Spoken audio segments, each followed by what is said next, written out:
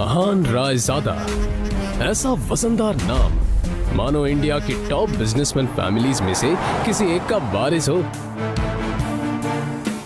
मगर हम जिस अहान रायजादा की बात कर रहे हैं उसके कतरे कतरे से बेबसी झांक रही है। अहान एक करोड़पति बिजनेस फैमिली का दामाद तो जरूर है, मगर उसकी हालत पर घर के नौकर भी कहते हैं, कुछ पैसे चाहिए तो बता देना, तुम्हारी गरीबी देखी नहीं जाती। कहने को तो अहान जैसी रिच फैमिली के दामाद सड़कों पर महंगी कार दौड़ाते थे, महंगे क्लब्स में जाते थे, मगर अहान की लाइफ में 3 चीजें आम थी। पहली चीज बेइज्जती, दूसरी चीज बहुत बेइज्जती, और तीसरी चीज बहुत से भी ऊपर वाली बेइज्जती। और हाँ, कभी कभी वो किसी रईस को जब अपनी बीवी को एक महंगे होटल में खाना खिलाते देखता था तो वो खुद से कहता था, एक दिन अपना भी टाइम आएगा जब मैं महंगे सूट में ऐसी किसी महंगे होटल में अपनी बीवी शनाया को टशन के साथ खाना खिलाऊंगा। जब वो मेरे सीने से लग के एक रोमांटिक डुएट में मेरे साथ रोमांटिक ज़ादों के सीने पर सांप लौटेंगे।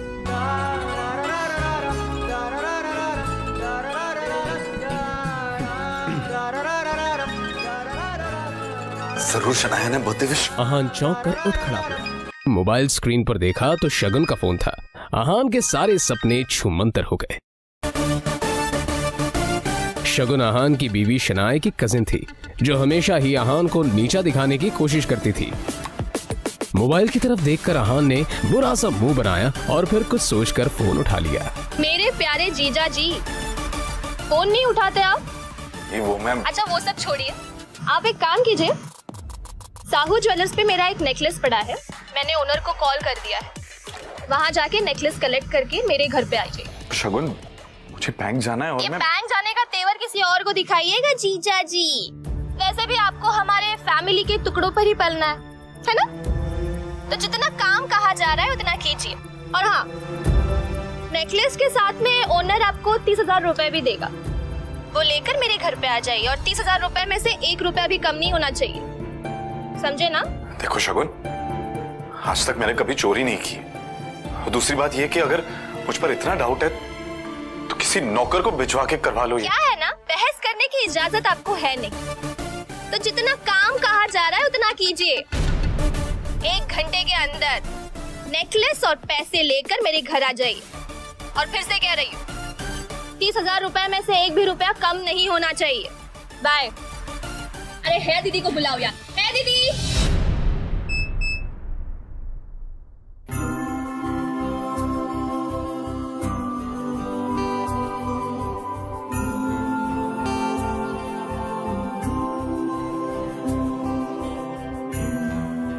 जल्द ही अहान फ्रेश होकर बाथरूम से बाहर आया और जल्दबाजी में अपनी अलमारी की तरफ बढ़ा, जिसमें 2 जोड़ी पुराने कपड़े रखे थे।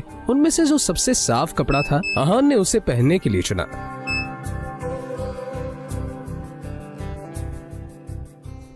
तैयार होकर वो बाहर निकला और जैसे ही सामने देखा तो उसकी सांस यामिनी गिल अपनी कुछ सहेलियों के साथ रमी पार्टी में व्यस्त थी। तभी यामिनी जी की एक सहेली ने अपनी सैंडल की तरफ देखकर कहा, यामिनी, ये देखो ना, तुम्हारे आते आते मेरा बेल्ट टूट गया चप्पल का।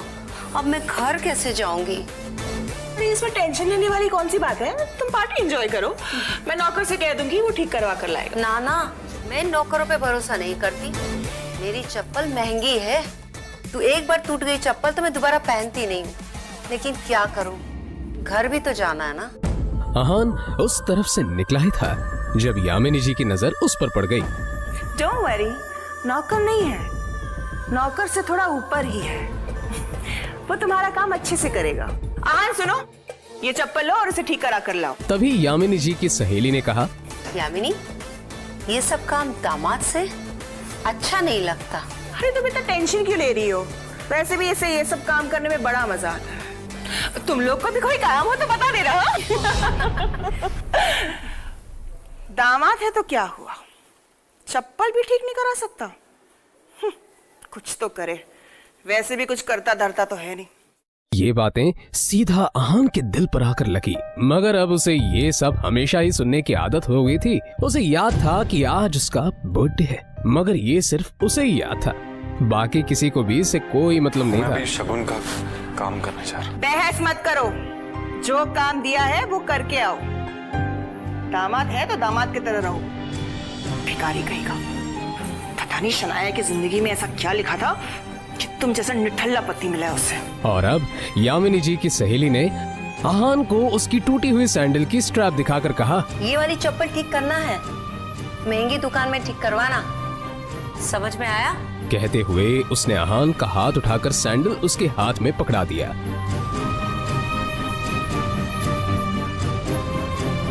ना चाहते हुए भी आहान को यह काम करना ही पड़ रहा था।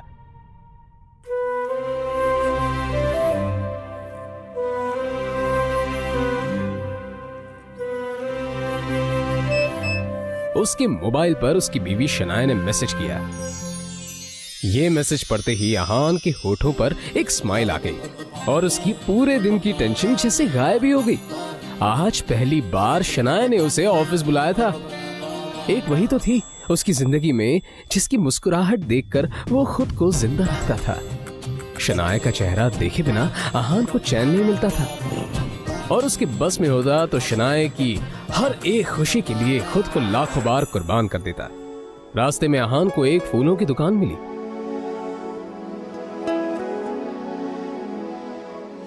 और अपना पर्स निकालकर देखने लगा। उसमें सिर्फ 500 का एक नोट पड़ा हुआ था।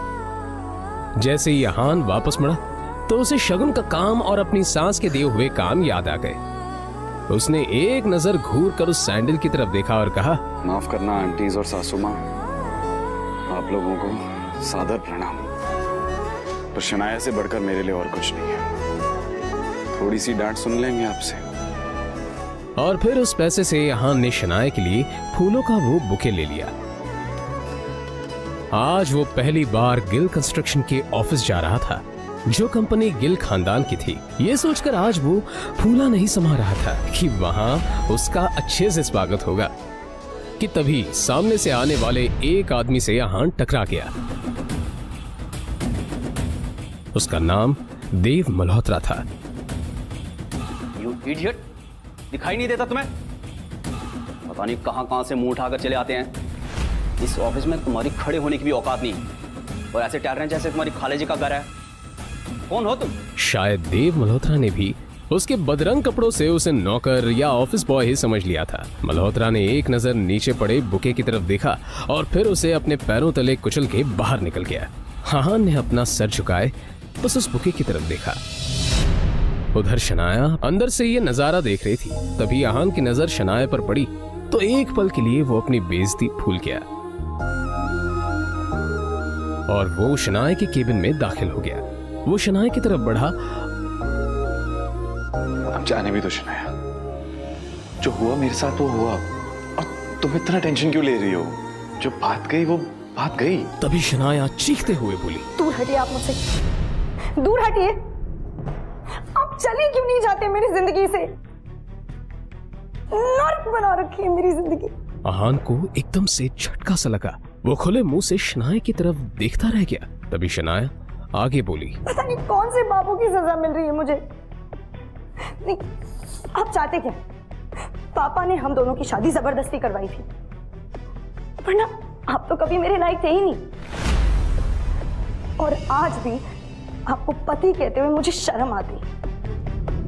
अरे आज वो ड्राइवर नहीं था इसलिए आपको बुला लिया, पर मुझे क्या पता था कि मेरा पति इस काम के भी लायक नहीं है। यहां आकर आपने मेरे सबसे पुराने क्लाइंट मिस्टर मल्होत्रा को नाराज कर दिया है। अब कैसे होगा काम मेरा? आंखों में आंसू लिए शनाया ने आगे कहा, मैं जहां पर भी जाती हूँ आप मुझे बेइज्जती के सिवा और कुछ नहीं दे सकते। सिर्फ एक बदनुमा दाग बनकर रह गए हैं आप मेरी जिंदगी पर। इतना कहकर शनाया केबिन के बाहर निकल आई। तभी रास्ते में पड़े बुके की तरफ देखकर शनाया ने कहा, क्या है ये सब?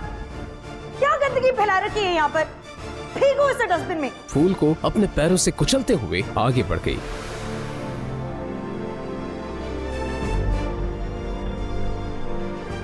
मल्होत्रा अपनी कार में बैठा पहले से शनाया का इंतजार कर रहा था। फिर आहान के सामने ही शनाया अपने क्लाइंट मल्होत्रा के कार में बैठी और बिजनेस के सिलसिले में वहीं से जा चुकी थी। तभी आहान के सामने एक काली रंग की कार आकर रुकी, जिसमें से एक अधेड़ उम्र का शख्स बाहर निकला।